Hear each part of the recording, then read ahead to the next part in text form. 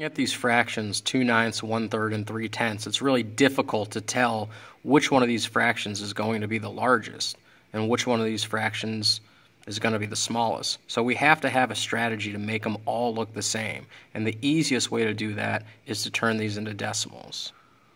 When you turn a fraction into a decimal, that fraction is just like a division bar. So to figure out what 2/9 is as a decimal, 2 would be inside, you would divide it by 9. 1/3 and 3/10 would be the same way.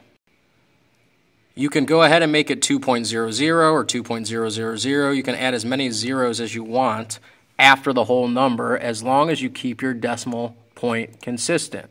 Now when we divide these, we're going to be able to convert them. So 9 can go into 2 0 times. And that makes sense because you know that 2/9 is less than 1 whole. So you know that your decimal to represent 2/9 has to be less than 1 whole. So now you see, okay, 9 into 20. 9 can go into 20 2 times, and that's 18.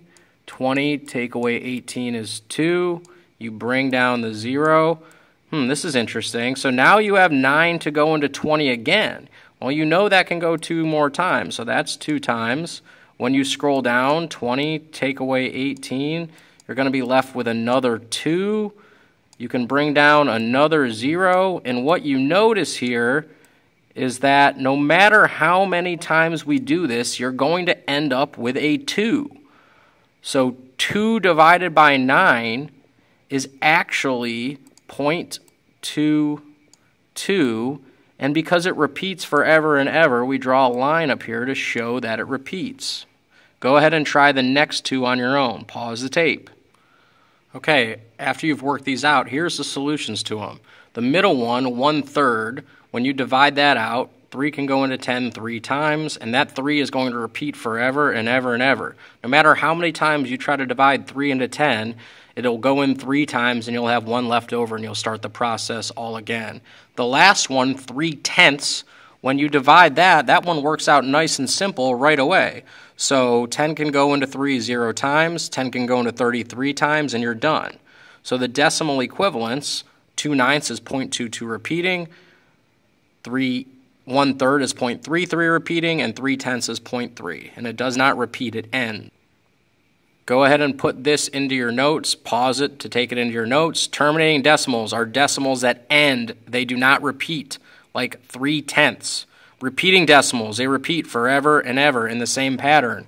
When we went back to the last slide, 2/9 is a repeating decimal. You see it continues to repeat the pattern. 1/3 is a repeating decimal. You see it continues to repeat the pattern.